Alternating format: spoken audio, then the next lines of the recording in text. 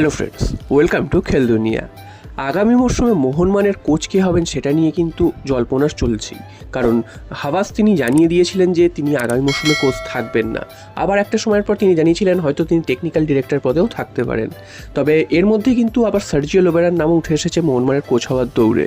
তবে এই সমস্ত কিছু ছাপিয়ে গিয়ে কিন্তু এখন একজনের নাম উঠে এসেছে, তিনি হচ্ছেন ইউগেন ক্লিন্সম্যান। তো ইউগেন ক্লিন্সম্যানের নাম কিন্তু মোহনবাগানের সাথে লিঙ্ক আপ হয়েছে, তিনি নাকি মোহনবাগানে কোচিং করাতে আসতে পারেন। তো তোমাদের জানিয়ে রাখি, এই নিউজটা বেরিয়ে এসেছে ঠিকই, তবে এর কিন্তু কোনো সত্যতা নেই।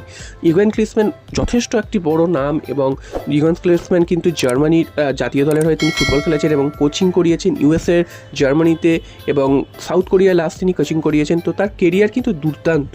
তো এরকম একজন কোচকে যদি মোহনবাগান বা ভারতে দেখা যায় তাহলে কিন্তু একটা দুর্দান্ত ব্যাপার হবে।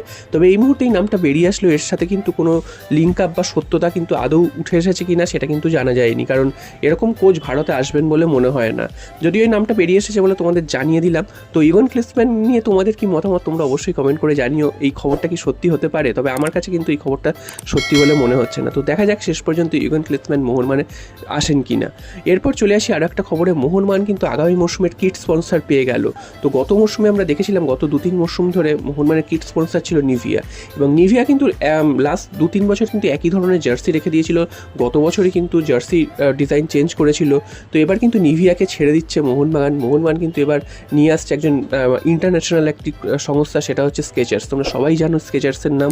স্কেচার্স কিন্তু বিশ্বের বিভিন্ন বড় বড় দলের সাথে যুক্ত রয়েছে। এছাড়াও ভারতীয় ক্রিকেটেও তারা কিন্তু যুক্ত রয়েছে। তারা কিন্তু মুম্বাই ইন্ডিয়ান্সের কিট স্পন্সর করছে এবং তাদের যথেষ্ট পপুলারিটি রয়েছে। এবং ভারতীয় ফুটবলে এই প্রথম কিন্তু এই সংস্থাটি কিন্তু কিট স্পন্সর করবে। এর আগে কোনো ক্লাবকে তারা কিন্তু কিট স্পন্সর করেনি। তো ভারতীয় ফুটবলেও তারা কিন্তু প্রবেশ করবে মোহনবাগানের হাত ধরে আগামী মরশুমে। এবং এই স্কেচার্সের তোমরা যদি তারা জুতো তৈরি করে, তারা কিট তৈরি করে, তো তাদের জুতো এবং কিট কিন্তু যথেষ্ট ফেমাস। তো দেখা যাক শেষ পর্যন্ত স্কেচার্স মোহনবাগানে নতুন কোনো ডিজাইনের জার্সি বা জুতো আনতে পারে কি না। যদি সেটা হয় তাহলে কিন্তু মোহনবাগানের জন্য এবং ভারতীয় ফুটবলের জন্য একটা দারুণ ব্যাপার হবে। স্কেচার্স যদি ভারতীয় ফুটবলের সাথে যুক্ত হয়, অর্থাৎ মোহনবাগানের সাথে যুক্ত হয়, তো দেখা যাক শেষ পর্যন্ত আগামী মরশুমে মোহনবাগানের কিট নতুন কোনো ডিজাইনে আসে কি না, বা জুতোগুলো দেখা যাক কেমন হয়। তো তোমাদের কি মতামত? স্কেচার্সের মতন সংস্থা মোহনবাগানে আসলে কি হবে সেটা তোমরা কিন্তু অবশ্যই জানিও।